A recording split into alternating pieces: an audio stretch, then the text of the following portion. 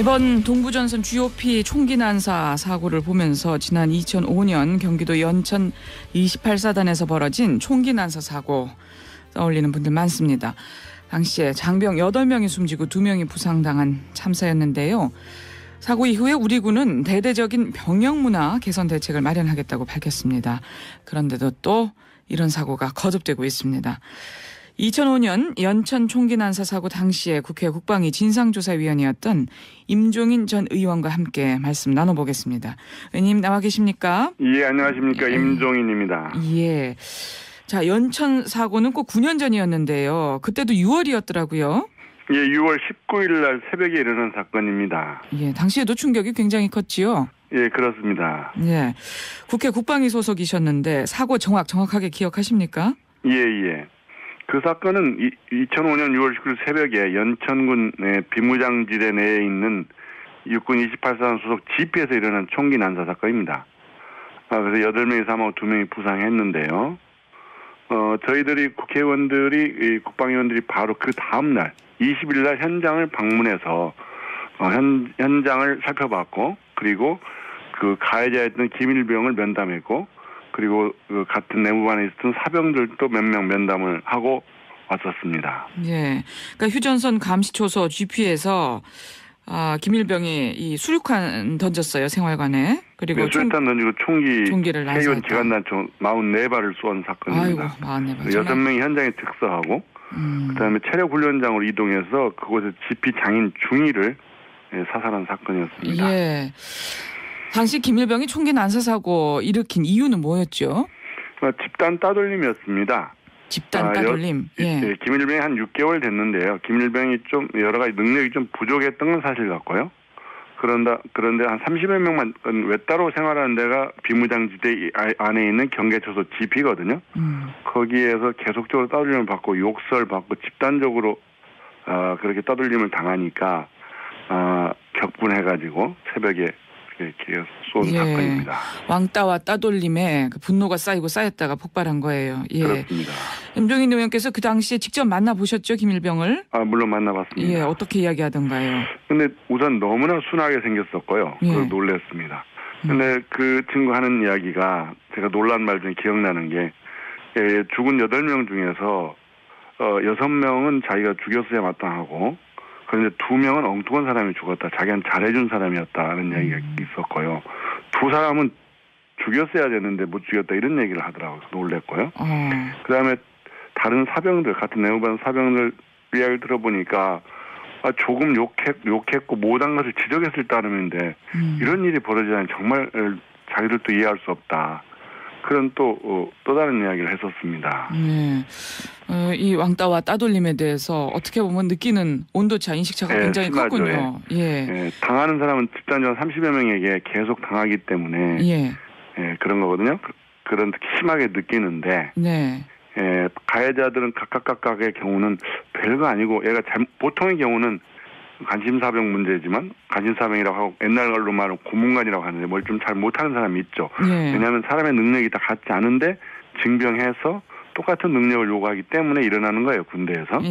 그런데 잘 못하는 사람 때문에 여러 다른 동료들이나 후배, 고참들이 다 힘들어지고 또 기합을 받게 되고, 단체 기합을. 이랬을 때 그 적개심이 그 한 사람한테 가는 거죠. 그런 게 집단 왕따 따돌림, 군대에서의 특이한 거라고 이렇게 여겨집니다. 근데 가해자들은 잘 모르죠. 그 너무 심하게 느끼는지를. 그랬을 때 보통의 경우에 그 피해 당한, 왕따 당한 사람의 형태가 어떻게 나타나냐면, 하나는 자살하는 경우입니다. 견디지 못해가지고. 지금 현재 군대에서 1년에 한 80에서 100명 정도가 자살합니다. 1년에요. 연간. 네. 연간.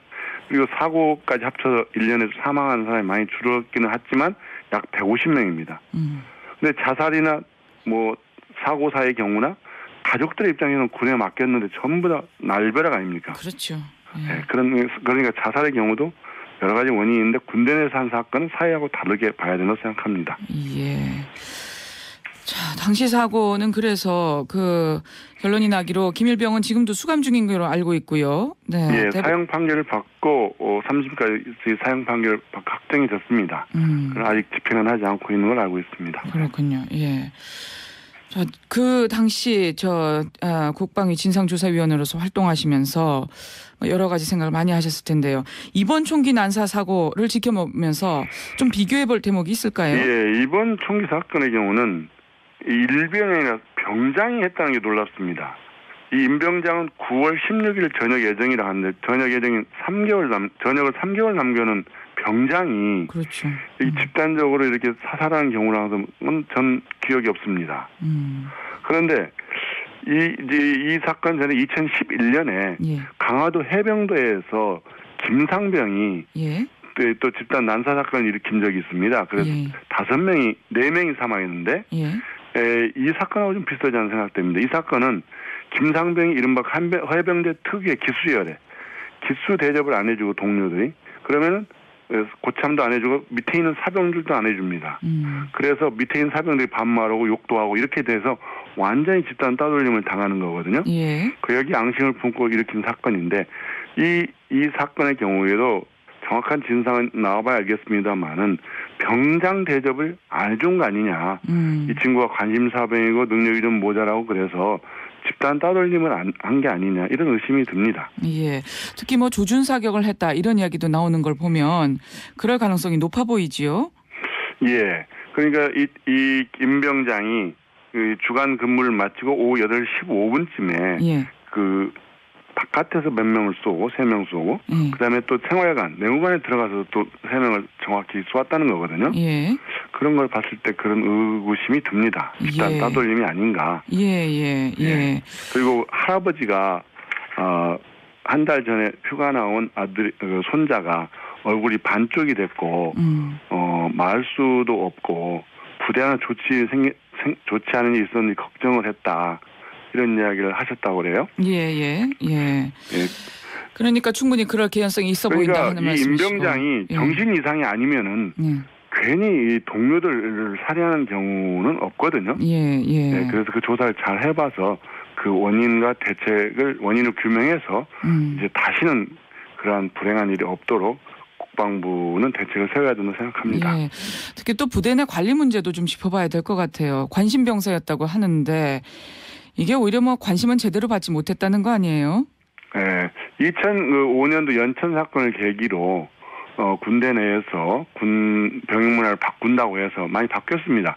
욕설과 구타, 왕따를 금지시킨다 할지 월급 인상하고 의식주를 개선한다 할지 고충 상담 제도를 만든다 할지 그다음에 지금 이야기하신 관심사병 제도를 도입했습니다. 근데 관심사병 제도가 A급, B급, C급이 있던데요. 국방부 규정으로.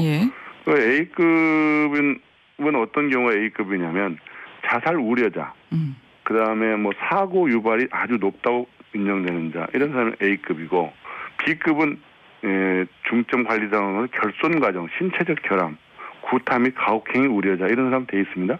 그런데 임병장의 경우에는 작년 1월 달에 배치를 받아가지고 작년 4월에 B급이 됐고 B급이 됐어요. 그리고 A급이 됐고 그다음 11월에 A급에서 B급으로 이제 떨어졌기 때문에 GOP 근무, 철책 근무를 부분대장으로 임명시켰다는 거예요. 예.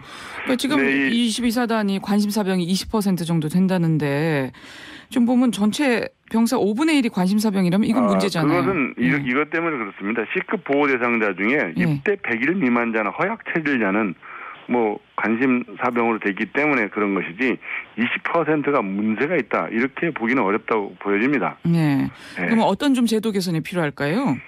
제 같은 경우를 볼 때 이 관심사병을 개인적인 능력으로 해야 되는 것이지 결손 과정이 있다. 그러니까 한 부모 중에 한 분만 있는 경우 우리나라 지금 현재 많지 않습니까? 이 사람의 능력도 보지 않고 그런 사람 무조건 관심사병으로 해버리면은 관심사병이 알려지면은 부대원들이 좀 문제가 있는 사람 아니냐 이렇게 보지 않겠어요?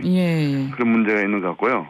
그 다음에 또 이 관심사병에 대한 관리 문제가 좀 소홀히 하지 않았나 생각됩니다. A급, B급 할 때는 전문가 의견을 듣게 돼 있는데 상담관 그런 것도 없었던 것 같아요. 그러니까 기준도 제대로 없었다 하는 말씀이시고, 그 스트레스 관리도 또 제대로 안 됐다 하는 말씀이신 것 같아요. 규정, 관심사병에 대한 규정도 좀 문제가 있었던 것 같고, 규정. 그리고 그 관리도 좀 문제가 있었던 것 같습니다. 예.